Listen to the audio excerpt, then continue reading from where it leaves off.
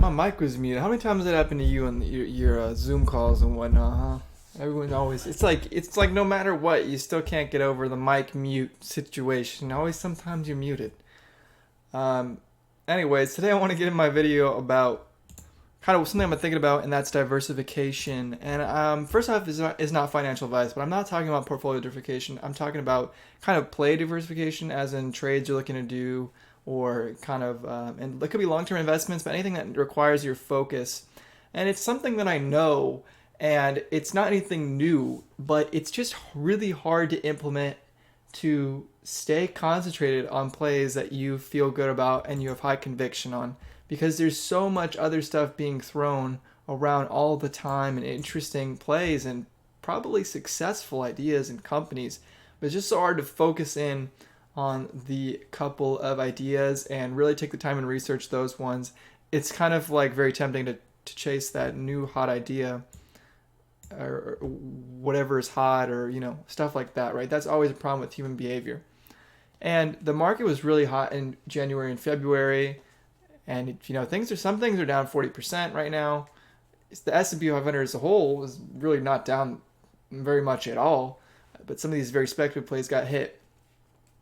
And I was doing some of this speculation, right? Because I just was playing around with it, nothing serious and low amounts. And man, it was kind of annoying to lose money on that even. But overall, it was good because I also had, successful, more sustainable plays going on. And what I've been thinking about is just diversification in, like I said, in thought. It's just so distracting. It's like you really got to say no to a lot of different investment ideas, not because they're even bad ideas, just because they're not right for you and how you are thinking about it and how you're processing it.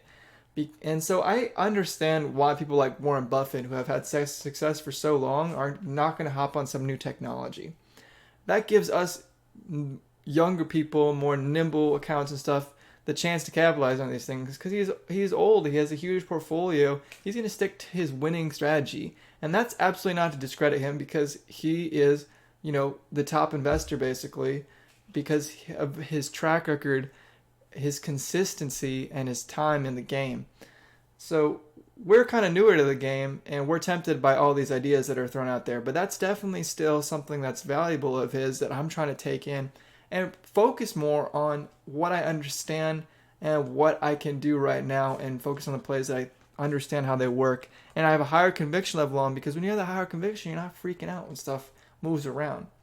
If you have low conviction, then if you understand what you're doing, it's going to be low conviction and you're going to freak out and you're going to want to sell.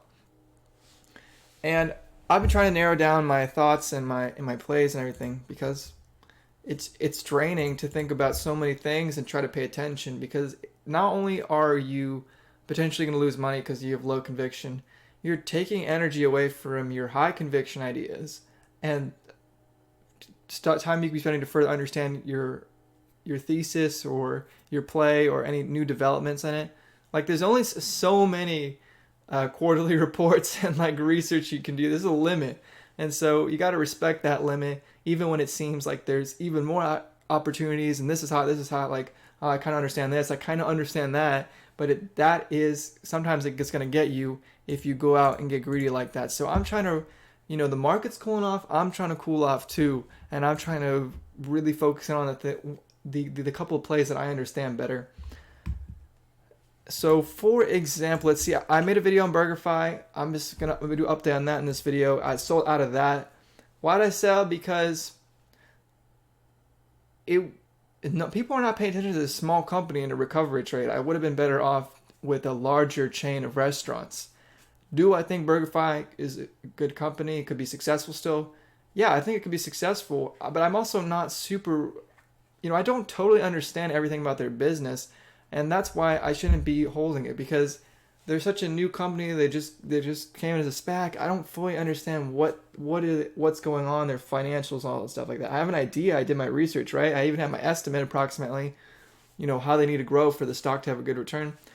But it also didn't play into my recovery trade, because like, people are not looking this far down the food chain for a recovery play. They're just like, all right, restaurants are gonna be back. Let's go here, there, chains. Things that are easy to capitalize on with higher market caps and not so fresh and new and uncertain. So if I would have put my money into Cake, I would have done better. So anyways, I took it out. Super small profit, like literally, basically, even. And I was just gonna also drop. Tab's my biggest player right now. I can make a video if y'all want to see that. And that's the thing, though. There's so many videos out there. You have to, adapt and listen to people who really make sense to you. Like, I'm gonna explain this from more of a social art perspective, a little bit of a value perspective. If I'm gonna make a video on that, if that's gonna appeal to you, then you should listen to that initial and then build off of it, right? Not financial advice, but that is somebody that you can understand. Like, you shouldn't just go around and listen to whoever. Even if they're winning, that strategy has to make sense to you so you can actually intake it. If you're not intaking it, you don't understand it, you're going to freak out and you're going to sell on the dip or whatever, and then you're going to get wrecked. So that's kind of what I've been thinking about. I'm trying to narrow it down. It's hard. It's hard to say no because there's a lot of good ideas. It's hard to say no, I have too much right now. I can't understand all of that. So because every single open thing just drains you. It's like, if you open your account and you're down 4% on this, you're like, oh, why did I buy that? You don't fully understand why you bought it, and you're annoyed down 4%, and you might sell and lose money even though that was a good play. So it's like, if you don't have that conviction level, it might not end well. So that's what I'm trying to do. I'm trying to narrow things down. It's hard to narrow down. Like, I'm really struggling because I have stuff on my watch list, and I'm like, okay, I'll just leave it on my watch list and I'll look into it later and fully understand it. But I'm not taking the time to fully understand it. It's been on my watch list for 2 months and I still don't understand it. And I'm not saying watch lists aren't bad, because I think sometimes it does help to hold the share so you can, just like even one share, just so you can see like, oh, I actually am not really confident on this play. Oh, I understand it better than I did with this new piece of news. So it's like you can kind of gauge better. But I'm just throwing out a lot of thoughts I've been having recently because I haven't been making any videos. That's why you get this scrambled video coming out right now. So let me know if y'all been thinking about this, especially as the market's cooling down. And, we might see kind of nothing period in the market. Crypto's cooling down too. I'm in the camp we'll probably see continuation at some point this year of the bull market. Anyways, y'all, I hope you enjoyed the video. I am still thinking about how I want to do my content format and everything. And I just want to make videos when I have something kind of interesting. At least I think that is interesting to say. So I'll see y'all next time. I'll catch y'all next time. And I'll see y'all then.